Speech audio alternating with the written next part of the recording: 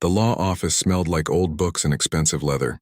David sat on the edge of a chair that probably cost more than his monthly rent, trying not to let his worn work boots touch the cream-colored carpet. His daughter Lily sat beside him, swinging her legs and humming softly. She was only 6 years old and didn't really understand why they were here. Across the room, a woman in a navy blue dress suit checked her phone for the third time in 2 minutes. Her name was Rebecca, and everything about her screamed money. The diamond earrings, the designer handbag, even the way she held herself like she owned every room she walked into. She glanced at David and Lily with barely hidden annoyance, as if wondering why the help had been allowed into such an important meeting. The attorney, Mr. Harrison, was an older man with silver hair and reading glasses perched on his nose. He shuffled through a stack of papers, clearing his throat every few seconds. The sound echoed in the quiet room. David could feel his heart beating faster. He still couldn't believe Mrs. Eleanor had passed away. Just 3 weeks ago, she had been sitting in her garden, telling him stories about her childhood in Boston while he trimmed the hedges. "Thank you both for coming," Mr. Harrison finally said, looking up from his papers. "As you know, we're here for the reading of Mrs. Eleanor Whitmore's last will and testament." Rebecca sat up straighter, tucking her phone away. A small smile played at the corners of her mouth. David noticed her perfectly manicured nails drumming once on the armrest before she stopped herself. Mr. Harrison continued, his voice taking on that formal tone lawyers use when reading official documents. Mrs. Whitmore was very specific about her wishes. Her estate, including the main house, the guest cottage, and all properties, is valued at approximately $4.2 million. Additionally, there is her personal art collection, which has been appraised at roughly $2 million. Rebecca's smile grew wider. She had already started mentally redecorating, David could tell. He felt a pang of sadness. Eleanor's house was filled with memories, every corner holding a story she had shared with him over the past 3 years. However, Mr. Harrison said, and that one word seemed to hang in the air like a thunderclap, Mrs. Whitmore has attached a specific condition to her bequest. Rebecca's smile faltered slightly. "A condition?" she asked, her voice sharp. "Yes. The entire estate will go to whichever of you can perform Chopin's Nocturne in E-flat major, Opus 9, No. 2, to the satisfaction of a panel of 3 classical music professors. The performance will be judged on both technical skill and artistic interpretation." The room went completely silent. David felt like someone had dumped ice water over his head. Rebecca's mouth had fallen open slightly, her polished composure cracking. "I'm sorry, what?" Rebecca said, leaning forward. "A piano competition? For grandmother's estate?" "That is correct," Mr. Harrison said calmly, as if he announced unusual inheritance conditions every day. "The performance will take place in 4 weeks at the Riverside Concert Hall. 3 professors from distinguished music conservatories will serve as judges. Their decision will be final." Rebecca laughed. It wasn't a pleasant sound. It was the kind of laugh that comes from disbelief mixed with sudden confidence. "You cannot be serious. Grandmother wants us to compete in a piano competition?" "Those were her explicit wishes, yes." Rebecca's laugh grew louder. She looked at David like she was seeing him for the first time. "And he's the other contestant?" "The handyman?" David felt his face grow warm. Lily squeezed his hand tighter, sensing something was wrong. "Mr. David Chen is indeed the other named party in the will, yes," Mr. Harrison confirmed. "This is absurd." Rebecca stood up, her designer heels clicking on the wooden floor. "I trained at Juilliard. I've been playing piano since I was 4 years old. My grandmother knew that. And she wants me to compete against—" She waved her hand dismissively in David's direction. "Against someone who fixes toilets?" "I do general maintenance in construction," David said quietly. It was the first time he'd spoken since entering the office. Rebecca turned to stare at him as if surprised he had a voice at all. "Oh, I'm sorry, construction. How silly of me." Her tone dripped with sarcasm. "Tell me, how many piano recitals have you performed? How many years did you study at conservatory?" David didn't answer. Lily tugged on his sleeve. "Daddy, why is she being mean?" "Shh, sweetie, it's okay," David whispered, though his jaw was tight. Mr. Harrison cleared his throat again, louder this time. "Mrs. Whitmore was of sound mind when she made these arrangements. I have all the necessary documentation. She was quite insistent about these terms. She even left letters for each of you explaining her reasoning." He pulled 2 envelopes from his folder. One was addressed to Rebecca in elegant handwriting. The other was addressed to David. Rebecca snatched hers immediately, tearing it open. Her eyes scanned the page quickly, and David watched her expression change from anger to confusion to something that might have been hurt. She crumpled the letter in her fist. "Fine," she said, her voice cold now. "If grandmother wants a performance, she'll get one. I'll play her precious Chopin, and then this ridiculous charade will be over." She grabbed her handbag and strode toward the door, then paused and looked back at David. "I hope you realize you're about to embarrass yourself in front of the entire town. People are going to talk about this. The newspapers will probably cover it, and when you fail spectacularly, everyone will remember it." The door closed behind her with a sharp click. Mr. Harrison sighed and rubbed his temples. "I apologize for that. Miss Whitmore has always been spirited." David finally opened his own envelope with shaking hands. Inside was a single page in Mrs. Eleanor's familiar handwriting. The letters were a bit shaky. She had written this near the end, but the words were clear. "Dear David, I know this must seem strange, perhaps even cruel. But I've watched you these past 3 years, and I've seen the way you avoid the piano in my music room. I've heard you humming while you work. Always classical pieces, always perfectly pitched. I've seen your hands, the way they move, the scars on your right hand that you never explain. You told me once that you used to love music more than anything. Whatever made you stop, whatever pain you're carrying, it's time to let it go. This isn't about money or houses. This is about remembering who you really are. Play for me one last time. Play like you used to before you forgot. With love, Eleanor." David's hands trembled as he folded the letter. His eyes stung, but he blinked the tears away. Lily looked up at him with wide, curious eyes. "Daddy, do you know how to play piano?" David looked down at his daughter, at her innocent face, and then at his own hands. The right one bore the faint scars of old injuries, a map of pain he'd tried to forget. "I used to," he said softly. "A long time ago." Mr. Harrison gathered his papers. "The performance is scheduled for 4 weeks from today. You'll both receive formal notifications with all the details. Do you have any questions?" David stood up slowly, helping Lily down from her chair. "Just one. Did Mrs. Eleanor really think I could do this?" Mr. Harrison looked at him over his reading glasses, and for the first time he smiled. A real warm smile. "Mr. Chen, in all my years practicing law, I've never seen Mrs. Whitmore doubt anything. She was the most certain person I've ever met. If she believed you could do this, then I suspect you can." Outside, the autumn air was crisp and cool. Lily skipped ahead toward their old truck while David walked slowly, Eleanor's letter still in his hand. 4 weeks. 4 weeks to face something he'd been running from for years. 4 weeks until everyone in town would watch him either succeed or fail. In the parking lot, he saw Rebecca's expensive car pulling away, and he could imagine what was coming next. The whispers, the stares, the questions. The town loved gossip, and this would be the biggest story in months. But as he helped Lily into the truck and started the engine, David realized something. Eleanor hadn't just left him a challenge. She'd left him a gift. A chance to remember. A chance to heal. A chance to show his daughter that sometimes the things we've lost can be found again. He just wasn't sure if he was ready to take it. The news spread through town faster than David expected. By the next morning, everyone seemed to know about the inheritance challenge.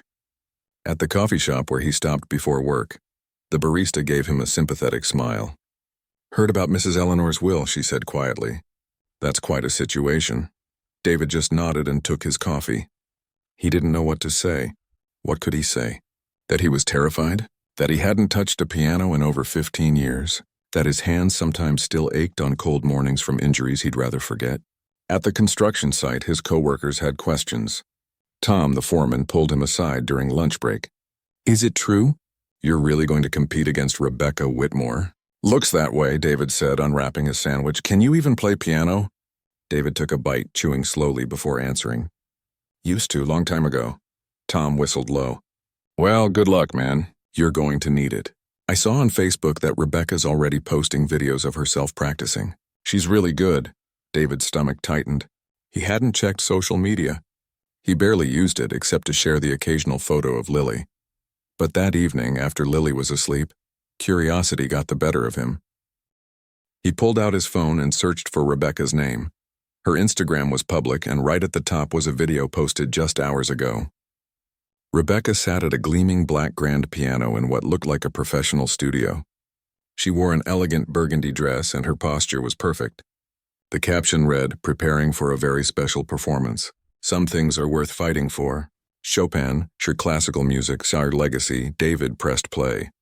The sound that came through his phone's small speaker was impressive even in its compressed form. Rebecca's fingers moved across the keys with confidence and precision. Every note was clean, every transition smooth. She played with technical perfection, the kind that comes from years of expensive lessons and professional training.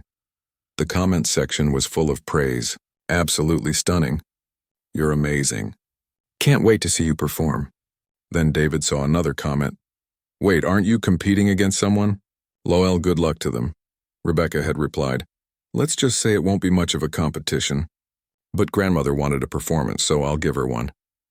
David set his phone down, feeling a familiar weight settle in his chest. He walked to Lily's room and watched her sleep for a moment, her small chest rising and falling peacefully. She looked so much like her mother. The same dark curls, the same peaceful expression when she slept. The next few days were harder. The local newspaper ran a story, "Unusual Will Creates Musical Showdown." They'd somehow gotten photos of both David and Rebecca. His was from the construction site, wearing a dusty t-shirt and work gloves. Hers was a professional headshot, probably from some society event. The contrast couldn't have been more obvious. The article quoted Rebecca extensively. She talked about her training, her love for classical music, her grandmother's passion for the arts. Then near the end there was one line about David. The other contestant declined to comment, that was true.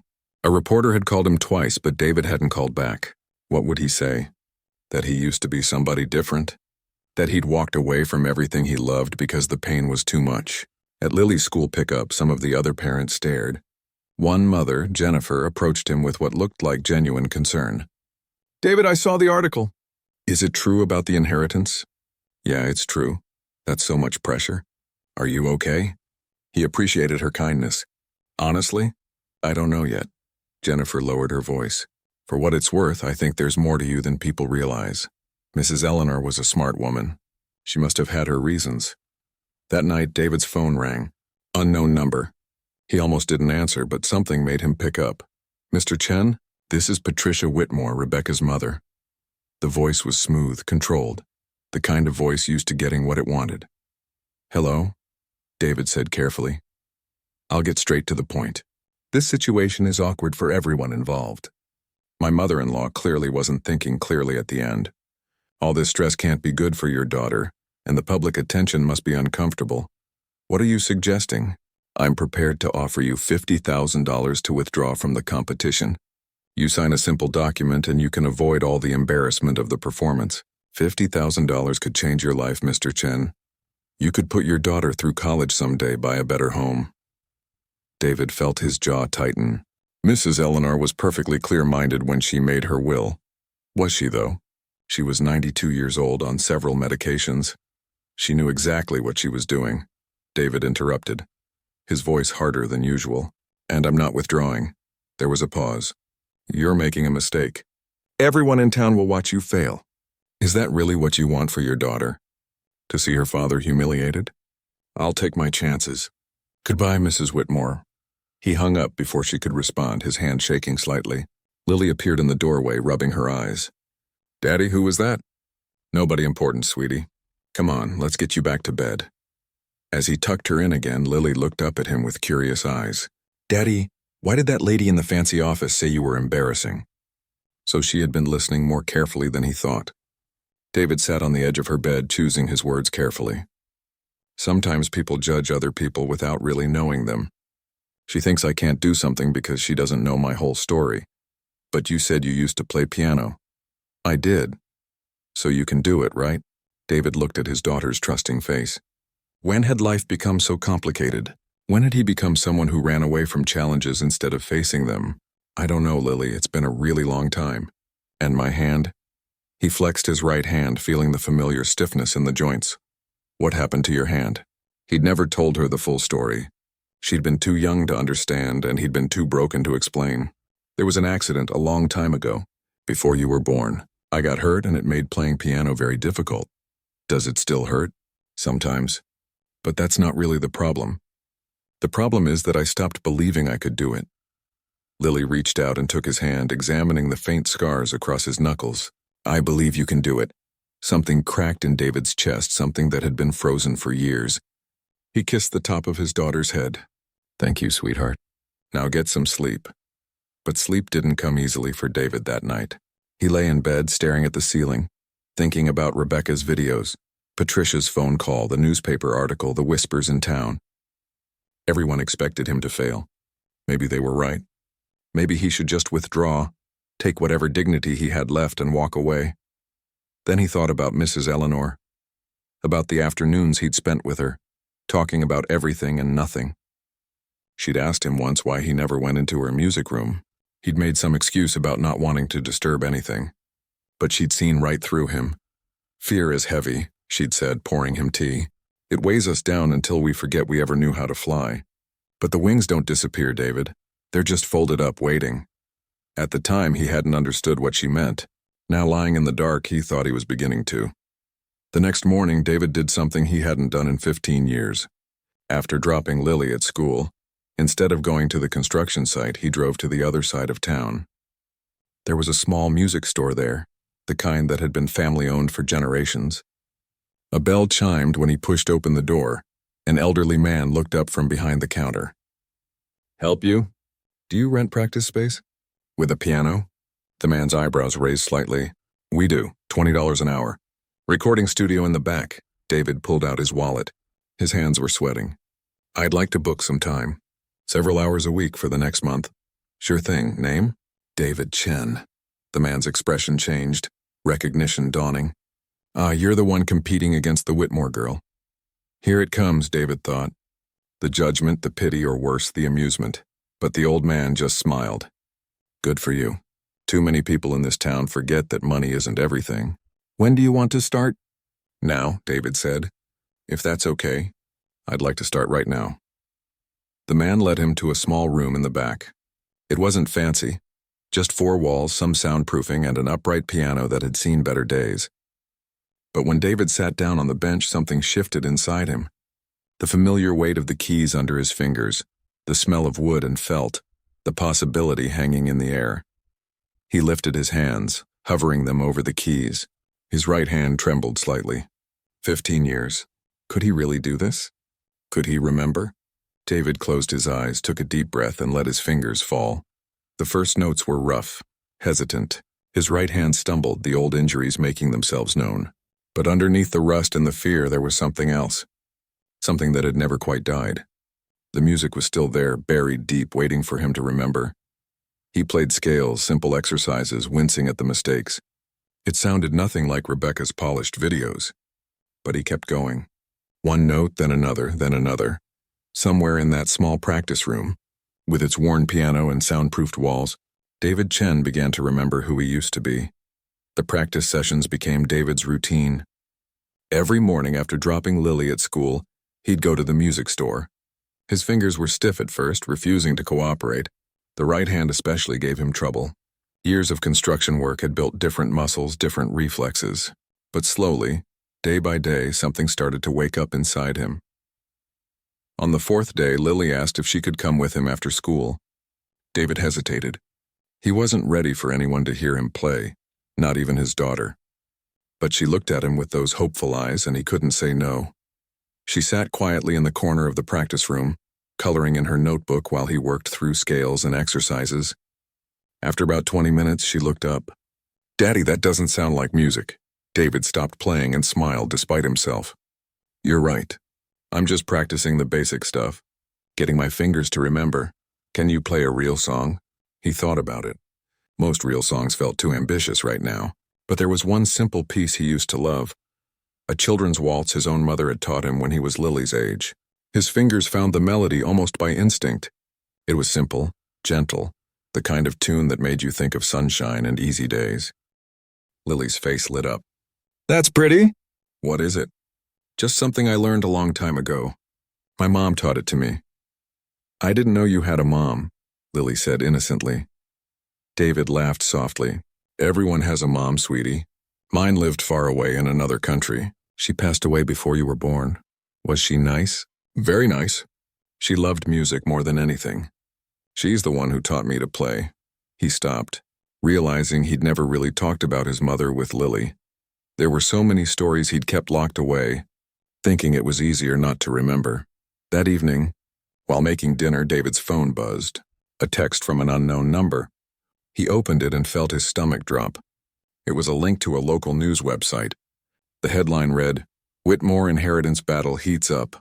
One contestant hits the studio, while the other hits the books."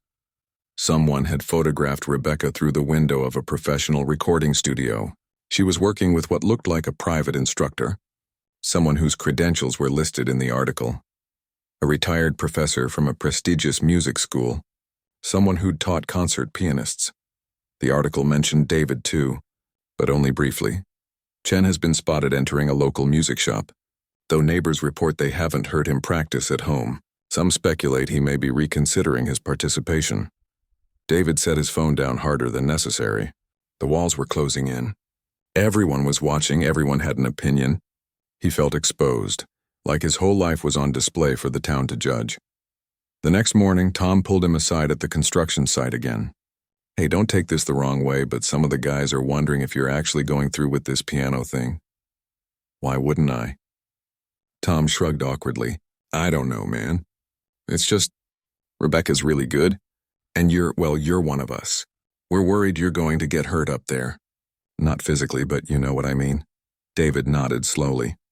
He understood. They were trying to protect him in their own way. "I appreciate the concern, but I'm doing this, okay," Tom said. "Just know we've got your back either way." That afternoon at the music store, David tried to focus on Chopin's Nocturne. He'd been avoiding it, working on simpler pieces, telling himself he needed to build up to it. But there were only 2 weeks left. He couldn't put it off anymore. He pulled out the sheet music, the pages worn and marked. He'd bought this exact copy 20 years ago, kept it packed away in a box he never opened. Looking at it now felt like reading a letter from a stranger who used to be him. The opening measures were deceptively simple. Slow, gentle, almost like a lullaby. But the piece grew more complex, demanding technical precision and emotional depth at the same time. David's fingers stumbled through the first page. His right hand cramped up. He shook it out and tried again. Hours passed. He played the opening over and over until his fingers ached. It wasn't good enough. It wasn't even close. How had he ever thought he could do this?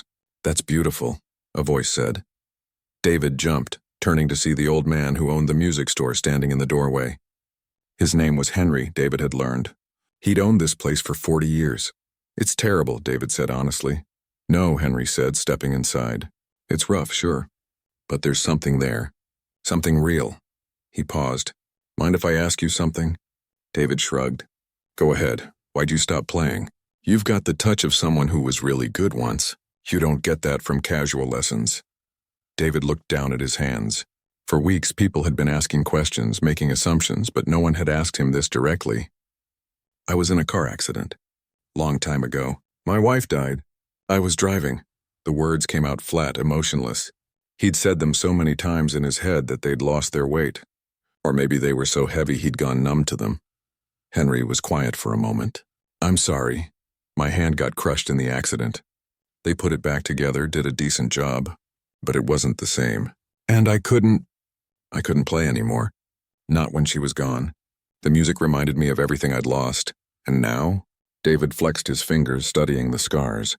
"Now I have a daughter who believes I can do this. And a woman who believed in me enough to put it in her will. I owe them both something, even if I fail." Henry nodded thoughtfully. "Can I give you some advice? Stop trying to play like you used to. That person doesn't exist anymore. You've lived a whole different life. You've lost people, raised a child, worked with your hands. That's not weakness. That's experience. That story, let that come through in the music." David wanted to argue, to say that experience didn't matter if his fingers couldn't hit the right notes. But something in Henry's words resonated. He thought about Mrs. Eleanor's letter. Play like you used to before you forgot. Maybe she hadn't meant play the same way.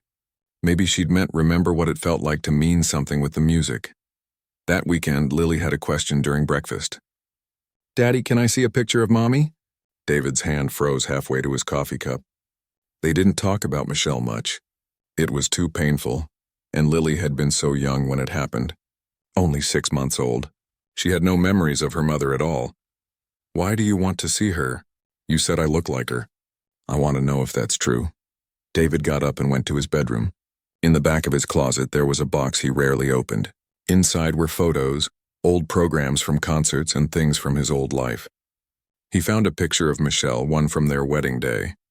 She was laughing, her dark curls catching the sunlight, her eyes bright with joy. He brought it back to the kitchen and handed it to Lily. She studied it carefully, her small fingers tracing the edges of the photo. She's pretty. She was. And yes, you look just like her. Do you miss her? Every single day. Lily looked up at him with that serious expression she sometimes got. Is that why the music makes you sad? David sat down heavily. His 6-year-old daughter saw more than he gave her credit for. Yeah, sweetie. That's why. We used to play together sometimes.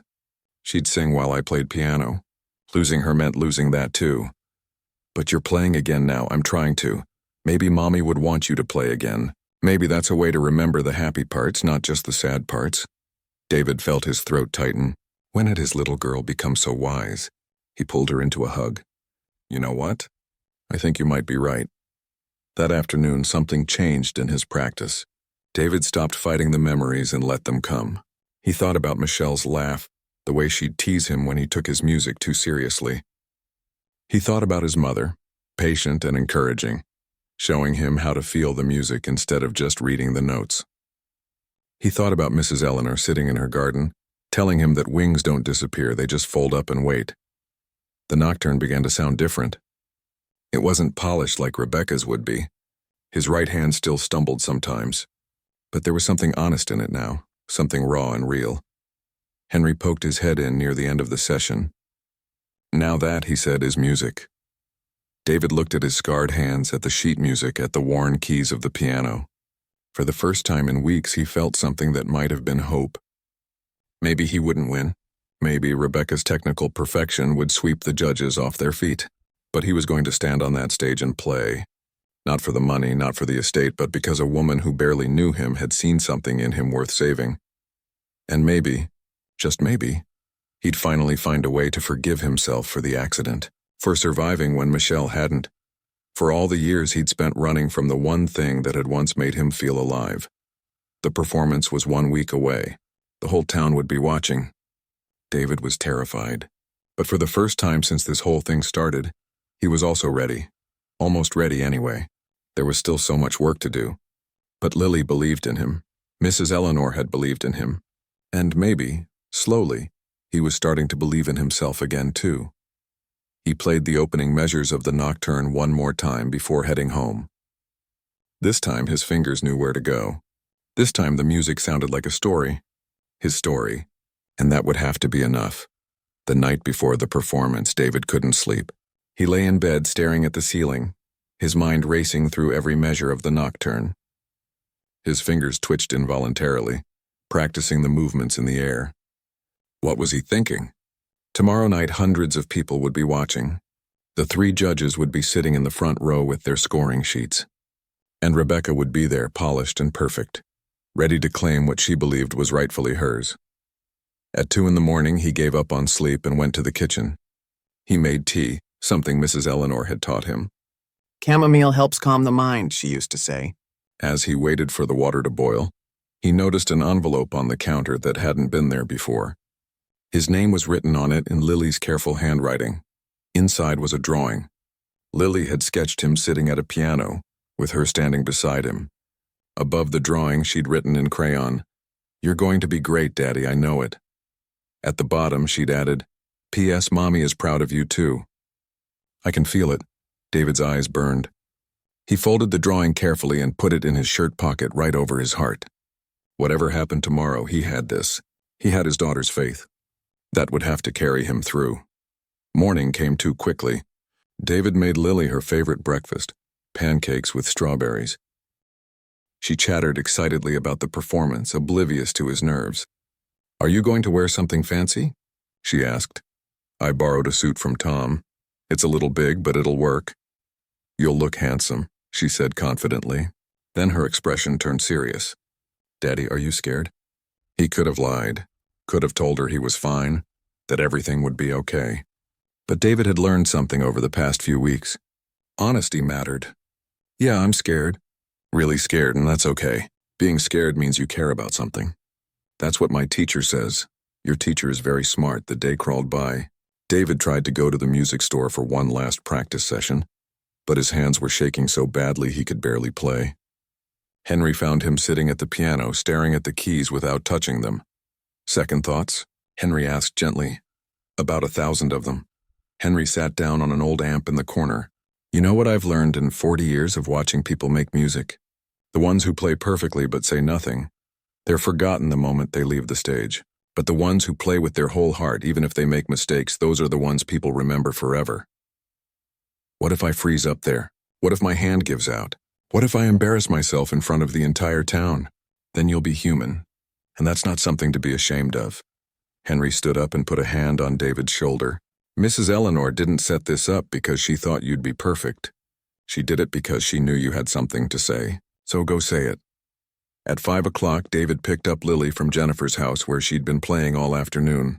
Jennifer had offered to do Lily's hair, and she looked adorable with her curls pinned back with little clips. You look beautiful, sweetheart, David said. You look nervous, Lily replied. That obvious?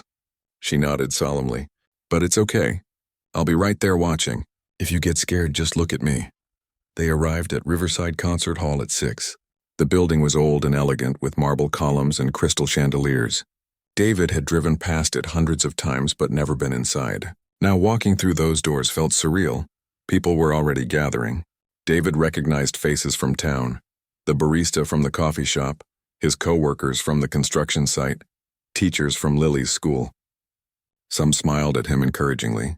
Others whispered behind their hands. He tried not to think about what they were saying. Rebecca arrived 30 minutes later in a limousine. She wore a stunning emerald green gown that probably cost more than David's monthly salary.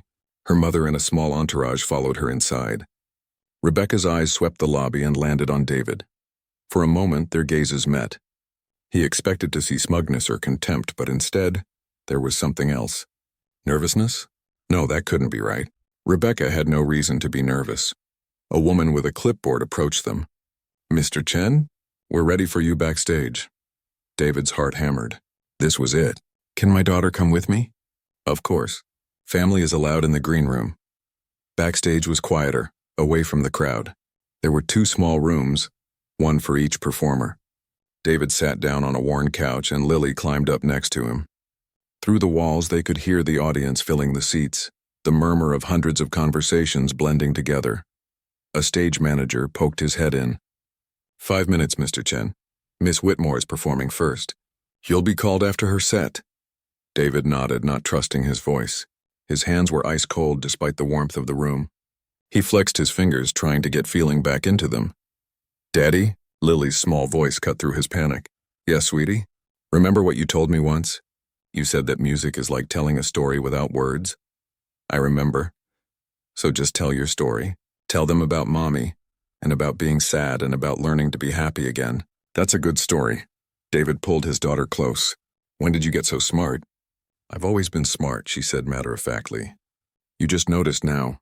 Through the wall, they heard the audience applause. Rebecca was being introduced. David's stomach twisted. He stood up and paced the small room.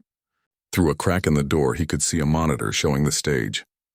Rebecca walked out gracefully, waving to the audience like she'd done it 1,000 times. She probably had. She sat at the grand piano, adjusted the bench, and placed her hands on the keys. Even through the monitor, David could see her confidence. She looked like she belonged up there. Then she began to play. Even from backstage, the sound was crystal clear. Rebecca's performance was flawless. Every note was precise, every phrase perfectly shaped. She played with the kind of technical mastery that only came from years of intensive training. The judges were nodding, making notes on their papers. The audience was mesmerized. David felt his confidence crumble. How could he compete with that? He was a construction worker with a damaged hand and 15 years of rust. This was madness. He should walk out right now, save himself the humiliation. But then he looked at Lily, who was watching him with complete trust in her eyes. He thought about Mrs. Eleanor's letter, still folded in his wallet. He thought about Michelle, about the years he'd spent running from the thing he loved most. He thought about Henry's words. "You have something to say." Rebecca's final notes echoed through the hall. The applause was thunderous. Through the monitor, David could see people standing, clapping enthusiastically. Rebecca stood and bowed, smiling brilliantly. She'd crushed it. Of course she had. The stage manager appeared at the door. "Mr. Chen, you're up." David's legs felt like water. He looked down at Lily one more time. She jumped up and hugged him tight. "Tell your story, Daddy. That's all you have to do." He kissed the top of her head and walked toward the stage. The hallway seemed impossibly long. He could hear the announcer introducing him. "Our next performer is David Chen." The applause was polite but uncertain. He stepped onto the stage and the lights hit him like a physical force. Hundreds of faces stared back at him. In the front row, the 3 judges sat with fresh scoring sheets. Rebecca was seated in the second row now, watching him with an unreadable expression. David walked to the piano. It was a beautiful instrument. A Steinway grand, probably worth more than his truck. He sat down on the bench and adjusted it slightly. His hands hovered over the keys. They were shaking. He looked out into the audience, searching for Lily. She was sitting in the third row with Jennifer, and when their eyes met, she gave him a thumbs up. That simple gesture steadied him. David closed his eyes. He thought about Michelle's laugh. He thought about his mother's patience. He thought about Mrs. Eleanor's garden and all those afternoons they'd spent talking. He thought about every mistake he'd made, every regret he carried, every moment of joy his daughter had brought him, and then, with his scarred right hand and his trembling left, David Chen placed his fingers on the keys and began to play. The first notes came out softer than Rebecca's had been. Not as crisp, not as perfect.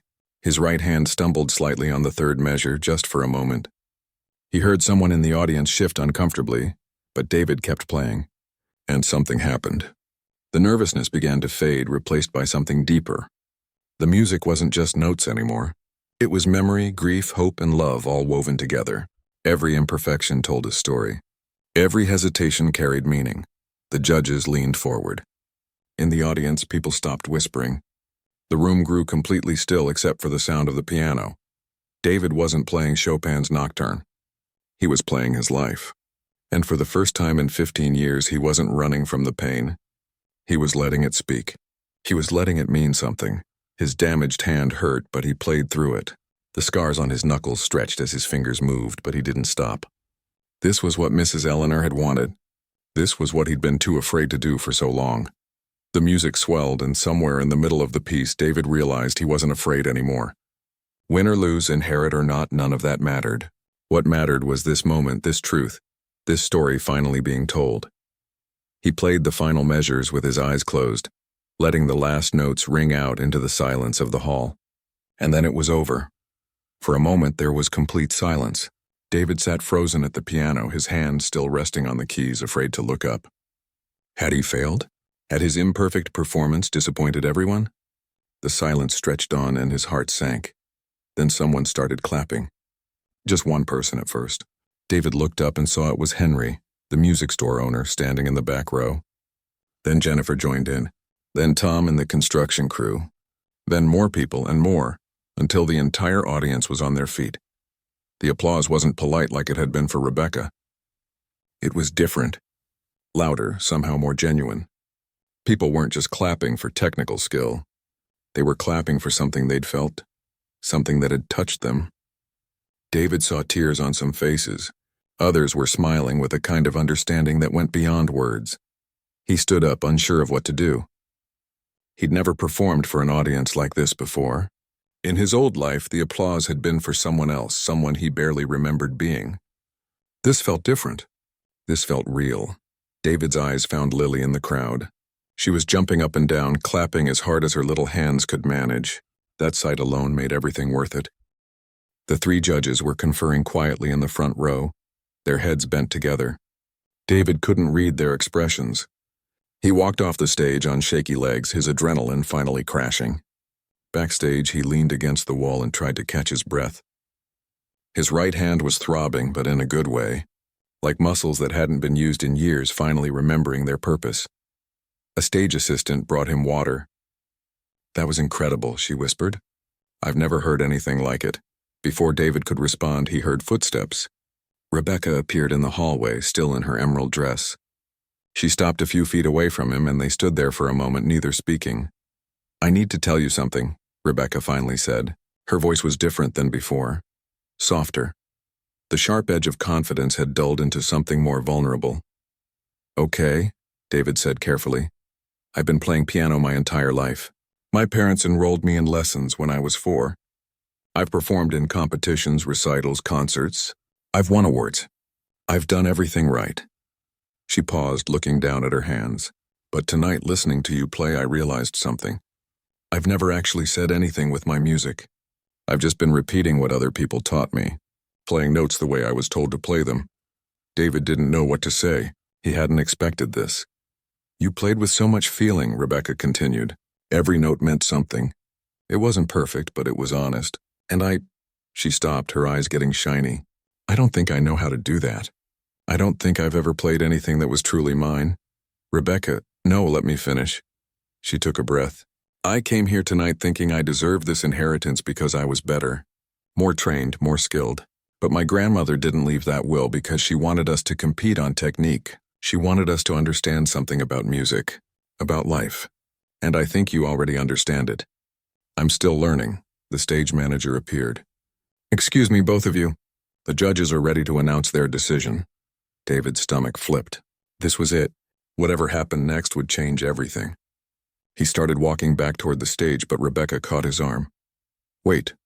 Before they announce anything, I want you to know something. Whatever they decide, I'd like to take you up on what I said earlier, about teaching me." "I meant it."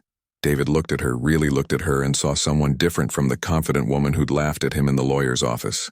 He saw someone who'd just discovered there was more to learn. "I'd like that," he said. They walked back onto the stage together. The audience settled back into their seats. The 3 judges sat at a table that had been set up at the front. The lead judge, a woman with silver hair and kind eyes, stood up. She was Professor Margaret Chen, no relation to David, from the National Conservatory. "Thank you both for your performances tonight," she began. "This has been one of the most interesting evaluations we've ever been asked to conduct. Mrs. Eleanor Whitmore left very specific instructions. She didn't just want us to judge technical proficiency. She wanted us to identify who understood the true purpose of music."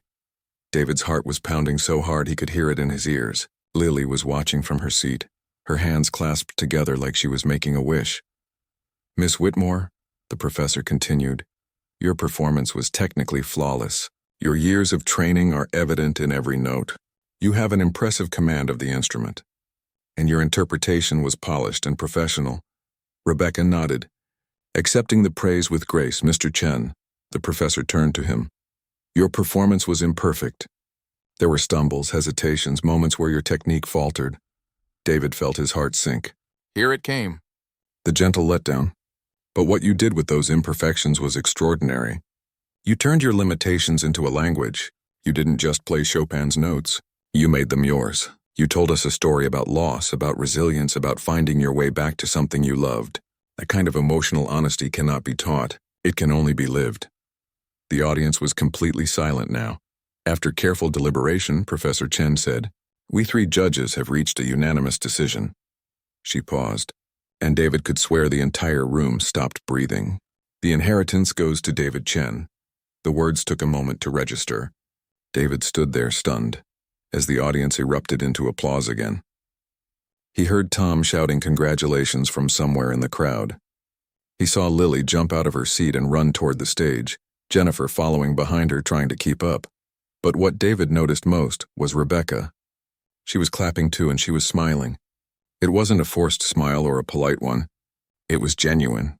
She looked relieved, almost like a weight had been lifted. Lily crashed into David's legs, hugging him tight. "You did it, Daddy. You did it." He picked her up, holding her close. "We did it, sweetheart. We did it together." Later that evening, after the crowd had dispersed and the hall had mostly emptied, David found himself back in the green room. Mr. Harrison, the lawyer, was there with paperwork. "Congratulations, Mr. Chen. We'll need to schedule a meeting to go over everything, but as of tonight, Mrs. Whitmore's estate is yours." David nodded, still processing. A house, property, security for Lily's future. It was more than he'd ever dreamed of having. But somehow, that wasn't what felt most important about tonight. "There's one more thing," Mr. Harrison said, pulling out another envelope.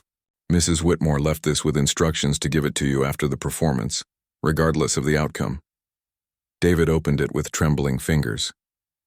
Inside was a short note in Eleanor's handwriting. "Dear David, if you're reading this, you played. That's all that matters. You remembered who you are. The house, the money, the art, those are just things. But you've reclaimed something much more valuable. You've reclaimed yourself. Use this second chance wisely. Fill that big house with music and laughter. Let your daughter grow up hearing you play. Teach others if you're willing. And most importantly, forgive yourself. Michelle would want you to be happy. I know I do. With all my love, Eleanor." David had to sit down. His eyes burned with tears he'd been holding back all night. All these weeks he'd thought this was about proving himself, about winning an inheritance, about not embarrassing himself in front of the town. But Eleanor had seen it differently. She'd seen a man who needed permission to live again, and she'd given it to him in the only way she knew would work, by forcing him to face the thing he'd been running from. Rebecca appeared in the doorway. "I'm heading out. My mother is waiting. But I wanted to say congratulations again, and I meant what I said about lessons. When you're settled, I'd really like to learn from you." "How about this?" David said, an idea forming. "That big house has a music room. A really beautiful one with a grand piano.